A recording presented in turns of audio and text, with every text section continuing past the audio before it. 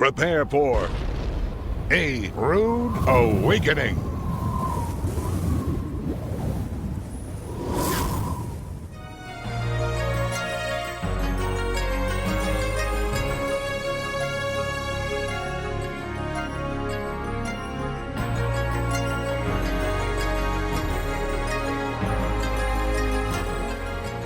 Shalom, Torah fans.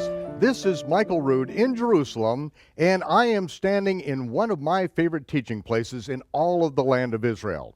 I am standing in the mouth of a Tammuz Cave, which is overlooking the Hinnom Valley, or the Valley of Gehenna, and I am facing to the east at the time of the winter solstice. This is the very birthday of Tammuz, who was worshipped here by the Canaanites, who brought all of their pagan sun god worship from the land of Babylon into this parcel of land that was promised to the sons of Shem. In this particular cave, on this time of year, at the time of the winter solstice, they actually did their child sacrifice, or their child mass, which means sacrifice. And it was in this very location that we learn that the Canaanites had brought something into this land that the Israelites were not to learn anything about and have nothing to do. As the Almighty told Israel when they left Egypt and before they came into the land, he said, "Do not learn the way of the heathen. Do not learn how they worship and serve their gods, and do the same thing as if you're doing it for me, because it is an abomination. It is utterly detestable, repulsive, putrid, and vile. I want you to do nothing and know nothing about the way that they serve their gods, because the way that I want to be served," the Almighty said, "is according to the commandments that I give you, according to the feast of the Lord, and according to the temple service." And it was right across this valley, over on the Temple Mount, that the priests of Israel were to conduct the worship service for the nation of Israel, and that is where the true God made his abode and where he wanted to be worshiped in spirit and in truth. We read about the Tammuz Cave and about the worship of Tammuz in Ezekiel chapter 8. When we speak of Tammuz in the Western world, and when people read Ezekiel 8 in the Western world, they are, for the most part, absolutely clueless of what they are reading. But here in the land of Israel, and in this part of the world, this is basic common knowledge. Everyone in this area knows about this Tammuz Cave. They know what was conducted here. They know the way of the heathen. They know about the worship service at the birthday of Tammuz on the pagan calendar. It was at the time of the winter solstice, but we have to remember that at the time that this worship service was put in place, it was on Tammuz's birthday, which back before the precession of the equinoxes, it was on actually December 25th, which is the birthday of Tammuz. But here in the land of Israel, we are going to set this context for you because it says in Ezekiel 8, that there were priests, Kohanim, in the temple who had their back to the temple, they were facing the sun, and they were worshiping the sun.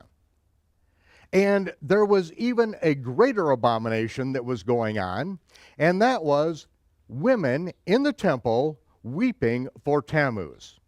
Now, what I would like to do is give you a little bit of background on these things because of the significance of the worship that got into Israel through the Levites and the Kohanim, through all the people of Israel, and they became so polluted that that is why judgment came upon the entire nation of Israel. First, the 10 northern tribes were taken into captivity because of their adaptation and acceptance of pagan sun god worship that was brought in by the Canaanites. And then finally, Judah got into this very same thing. In Ezekiel, in the 9th chapter, Ezekiel saw by revelation the Spirit of Yahweh leave from over the Ark of the Covenant and stand in the doorway of the temple, where the voice of Yah cried out to the angels that were standing across the doorway, and he told one of the angels who had an inkhorn to go out and mark the foreheads of everyone in the nation of Israel who was crying out against the abominations that were being committed by Israel. After that angel completed his job, he came back. everyone was marked. Then the voice spoke out from the cloud of glory, angels, take your slaughtering instruments and go out and slaughter every man, woman, and child, beginning at the temple. Don't spare a soul, but don't you dare touch one who has the inkhorn angel mark on their forehead, because they are the ones who have been crying out against these abominations. Now, to fully understand the abominations that Israel was involved in, I need to take you back to the land of Shinar, where the Canaanite sun god worship all began. And in the ancient land of Shinar, we go back to the time of Noah and Noah's son Ham. It says that Ham had a son, and his youngest son's name was Canaan. And Canaan was involved in a situation with Noah in which Noah said, Canaan is cursed. Canaan is going to be a servant of Shem and Japheth. Now, we see what happened with Canaan. His grandson was Nimrod. Everyone in this part of the world knows who Nimrod is. Most of the people in the West have heard of Nimrod. But Nimrod established a one-world government, a political, economic, and religious system in the plain of Shinar, in which he was worshipped as a god. Now, to end this god worship of Nimrod, according to some of the ancient records, it was Shem, Noah's oldest son, that slaughtered Nimrod and strewn his body part throughout the land of Shinar, which should have effectively ended the worship of Nimrod. But Nimrod's wife Semiramis, not willing to let the kingdom slip through her fingers so easily as that, said that Nimrod really didn't die. Nimrod ascended up into heaven and has become the sun. And from that, the priest, the knowledgeable priest among the Babylonians, among the worship of Nimrod, they put in place a sun calendar. The Babylonians were the ones that divided up the year into 4 quadrants. The winter solstice, which was the rebirth of the sun, which we'll get into in a minute. The summer solstice, which is the longest day of the year, on the absolute opposite end of the solar calendar, and the vernal and the autumnal equinox. And these things were put in place as the development of Babylonian sun god worship was brought into its fullness. And in fact, the Babylonian sun calendar is still in use all over the world, because the Romans adapted it through Julius Caesar, the Julian calendar, and then later it was adopted and updated by Pope Gregory, the Gregorian calendar. But it is basically the Babylonian sun god worship calendar. Now, what happened when Nimrod ascended up into heaven? Quite a while later, his wife Semiramis became pregnant, but not in a way that you would expect. No, her explanation was her husband, Nimrod, impregnated her with the rays of the sun, and she brought forth the reincarnated Nimrod as Tammuz, and his birthday on the ancient Babylonian calendar, December 25th, the time of the winter solstice. That is the shortest day of the year, by the way, and that is when the sun begins its ascension, and there you have a link to the entire pagan sun god worship calendar and festivals that originated in the land of Shinar. Now, what happened with the reincarnated Nimrod as Tammuz, born on December 25th? You would expect that Tammuz would live forever, but such was not the case. Tammuz was killed in a freak hunting accident when he was gored to death by a wild boar. And so the worshipers of Tammuz then set aside 40 days of weeping for Tammuz, because it was in the 40th year of his life that he was killed. So they set aside the 40 days of weeping for Tammuz, in which the sun god worshipers would deny themselves a pleasure in this life for the pleasure of Tammuz in his afterlife. Quite a while later, Semiramis, his mother, died. And she was so venerated that the story goes that she ascended up into heaven, and the gods returned her to earth on the first Sunday. That's when the sun god worshipers worshiped their sun god, Nimrod and Tammuz.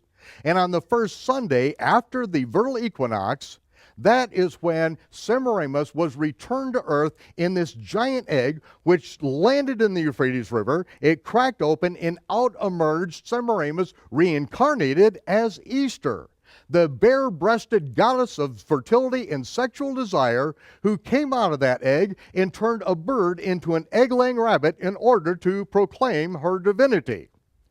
Now, at that point, the 40 days of weeping for Tammuz were stacked up in front of the day in which his mother was reincarnated as Easter, the Queen of Heaven. And so you have the 40 days of weeping for Tammuz, which is now called Lent in America at least. And then on Easter Sunday, when Semiramis was reincarnated as the pagan sex goddess, that is when they killed the wild boar that killed Tammuz, and that's why everyone ate ham on Easter Sunday as a completion of the sun god worship festival of Easter. Now, of course, in the West, people use the word Easter as if it has something to do with the Bible. It has nothing to do with the Bible. This is pure pagan sun god worship. And in this cave on December 25th, or as the winter solstice moved back through the period of time, this is where they had the child mass, mass meaning sacrifice. They sacrificed infant babies here in this cave at the time of the child mass. Now it's called Christ Mass. I guess it's been changed a little bit somehow, but it is all Babylonian sun god worship that I'm explaining. Now, what happens with at the time of the reincarnation of Easter, then what we have are the pagan priest, the Canaanite priest, who would impregnate virgins on the altar of Easter right here in this cave, and then a year later, when those babies are 3-month-old, they sacrifice those 3-month-old infants, and then they would dye the eggs of Easter in the blood of sacrificed infants. The amazing thing is, to this very day, we can walk down this valley up into Jaffa Gate, into one denomination's building on Easter Sunday, and they will have the eggs of Easter dyed one color, and one color only, blood red. If you ask the parishioners sitting in the pews why it's blood red, they have no idea, but it goes right back to what took place in this cave. This is what Israel adopted and were taken into captivity by Shalmaneser. These are some of the practices that Judah took into their bosom and became a part of their worship life, and they were taken captivity into Babylon. Now, as I have described all this, it's important to understand that after the Babylonian worship cycle was all put in place, that is when the Almighty knew that there was no amount of evil that would be able to be taken, that would be withheld from these people. And so he decided to confuse the languages, and at that point, he spread these people out by different languages all over the earth. And that is why, even to this very day, you see that Jupiter, the Greek sun god, was born on December 25th. You see Ra, the Egyptian sun god, was born on December 25th. You see that Mithra, the Roman sun god, that's who Constantine worshiped, he was born on December 25th. Now, how can all this be? How is it that the worship of Easter is even found in remote areas such as China and Russia, Japan, America, Canada? Why is this? Because the confusion of languages scattered these people all over the land. The Almighty said, this is not to be. This is not to be. And he said, when the iniquity of the Amorites, which is a family of the Canaanites, comes to a full, in the fullness of time, he is going to bring the Israelites out of Egypt to inhabit this land and purge it of every last vestige of pagan sun god worship, so that the worship of the true God can be here in the land of Israel. The Almighty has told us right from the beginning of Genesis, come out of Babylon. He told Abraham to come out of Babylon, and in the end, in the book of Revelation, he again says, come out of Babylon. Now we are going to go up into the Galilee region, up where the 10 northern tribes were taken from, and also People from the land of Sumer were brought into this land and brought in their pagan worship. And it is in this area where we have Israelites, we have Samaritans. This is what is called the area of Galilee of the nations. And this is where Yeshua lived and conducted most of his ministry. And we're going to go there now in this episode. Each one of the Gospels lays out a different aspect, a different facet of Yeshua's life and ministry. Matthew shows Yeshua as the king, laying down the rules of the kingdom. Mark shows Yeshua as the servant, always doing the work of the kingdom. Luke shows Yeshua as a man, full of compassion and understanding of the human condition. And John shows his divinity as the Son of God. One cannot get a complete scope of Yeshua's life by reading only one gospel account. One cannot even get a scope of even one single incident by reading just one gospel account. One needs to read all of the gospel accounts in order to get a more complete picture of our Lord. But even that picture will be a flat, one-dimensional caricature without the background landscape painted by the Torah and the prophets. The Gospels do not stand alone in time and history. The significance of the Gospels is diminished if they are considered outside the context of the entire Bible. It takes the entire Word to see the landscape through which Yeshua moved and ministered. We must absolutely understand the spring feast of the Lord, which are, as Paul puts it, prophetic shadow pictures of good things to come, if we are to understand the landscape of the Gospels. And we must understand how the Messiah will fulfill the fall feast of the Lord if we are to understand the book of Revelation and live out the final chapters of the book of Acts. This presentation of the last great day and the resurrection was recorded in the Capernaum synagogue on the north shore of the Kinneret, or Sea of Galilee, during one of our Rood Awakening tours of Israel. I hope that you can join us in Israel this year for a truly life-changing experience. You have only one lifetime on the planet. Whatever you do, do not miss experiencing the land of Israel from a Messianic Jewish or Hebrew perspective. This is the adventure for which you have been waiting an entire lifetime. Now, the first episode in the two-part series, The Last Great Day and the Resurrection, Hoshana Rabbah. Or, as the Greeks would say, what does that mean? Here we are in the synagogue of Capernaum. This is more recent vintage than the synagogue in which Yeshua spoke. But I want to go back to the time that we know that he was here in this particular village, in the synagogue of Capernaum, and talk to you about that particular incident.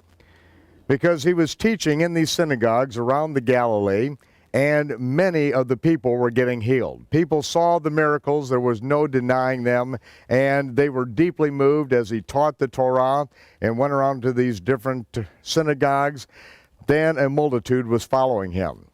He got in a ship and went to the other side of the lake, the Sea of Galilee. And when he got to the other side, all these thousands and thousands of people followed him over there. He couldn't get away from them. As they followed him to the other side, he went up into a mountain, and there he sat with his disciples.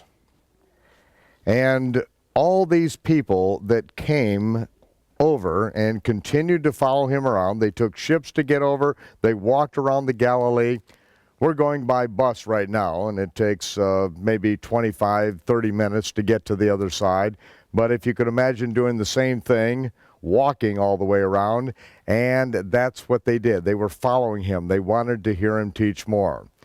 And so he was there teaching, and a great multitude followed him over there, and they had gone sometimes for several days without any food to eat, and it is there that he fed them with a miraculous dividing of loaves and fishes. Now, in the King James English version of the Bible, it tells us about this particular incident, and It also gives us a little bit of confusion that hopefully will be cleared up now. Because all we have are the Greek versions of Matthew. And we see in the Greek versions of Matthew that were then translated into the English, we have situations in John that we know that we're not reading the original language. And it is as simple as starting out in the first chapter. And it says, and Yeshua turned and saw them that were following him, and he said, what are you looking for? What do you seek? And they said unto him, Rabbi, which is to say, being interpreted, Master, where dwellest thou? Now, there's no Jews that would interpret Rabbi as Master. But, you just say Rabbi. Rabbi, where do you live? Where are you dwelling? They wouldn't say Rabbi, which is interpreted, being interpreted, Master. They would just say, Rabbi, where do you dwell? Okay, that's real simple, straightforward. But when we're translating it into a different language, a different culture, the Greeks translated it over into a word that made more sense for them in their culture, and that's why it puts, which is by interpretation, Master. We go a little bit further. He first finds his own brother Shimon, this was Andrew. He finds his own brother Shimon Kepha and said unto him, We have found the Messiah, which is, being interpreted, the Christ. Now, he wouldn't have said, we have found the Messiah, which is interpreted in a language and a culture that is completely unrelated to us, the Christ. He would have just said, we found the Messiah. But when the Greeks come to this, then they translate it, well, what is Messiah? Now, they did have a word, Messias, which is the proper way to translate Mashiach. But instead, they said, which is interpreted the Christ, the Christos, the anointed one, which the meaning, nothing wrong with the meaning as far as anointed one, but all the Greeks called all of their gods, from Adonis to Zeus, Christos, or anointed. They were their anointed ones. And so again, they're bringing it into their own language. And many people think that in the Western world that Jesus was the son of Mary and Joseph Christ. And, this, of course, is ludicrous. Christ or Christos or Mashiach is a title, and so they're bringing it over into a title that makes sense, that relates to them at their point. And then, he brought him to Yeshua, Shimon, and he said, You art Shimon, thou art Shimon, the son of Yonah. Thou shalt be called Kepha, which is, by interpretation, a stone. They keep giving an interpretation to bring it over into the language, into the culture, to where it's something that they can relate to. And in the very next chapters, we see this takes place around the time of Passover. And then we go to chapter 5, verse 1. After this, there was a feast of the Jews, and Yeshua went up to Jerusalem. Now, we'd never say that. That's a feast of the Jews?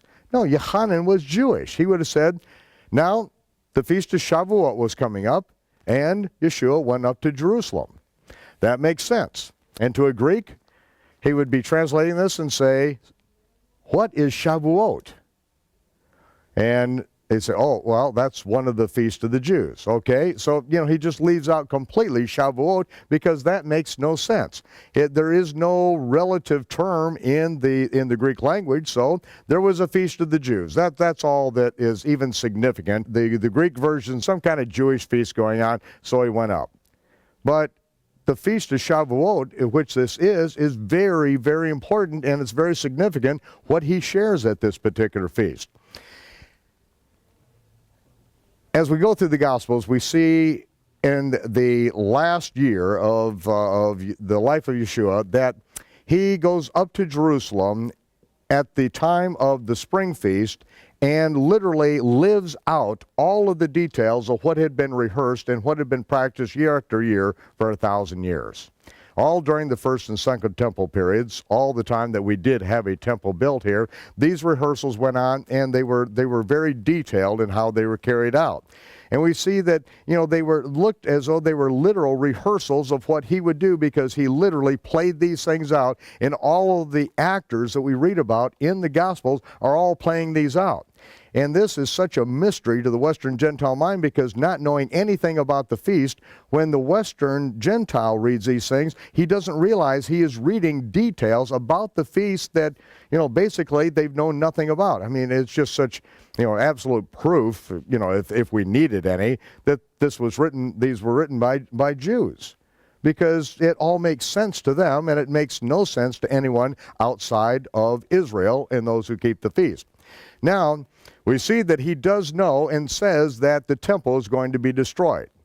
He knows that it is going to happen. He prophesies about it. And so at each one of the feasts, especially the fall feast, then he interprets that feast during his ministry so that we would know how that feast would be fulfilled. And we see that his interpretation fits right down the line of what the basic Jewish or rabbinic interpretation of that feast is. Join us again next time for the conclusion of the last great day and the resurrection, as it was presented in the Capernaum Synagogue during one of our A Rood Awakening tours of Israel. This presentation was recorded in the very location where Yeshua originally taught this message. We hope that you will be able to join us in Israel for our tour and teaching adventure this year. Call or write us for a free video CD and begin planning your appointment with Destiny. After all, how will you recognize the New Jerusalem if you've never seen the Old Jerusalem?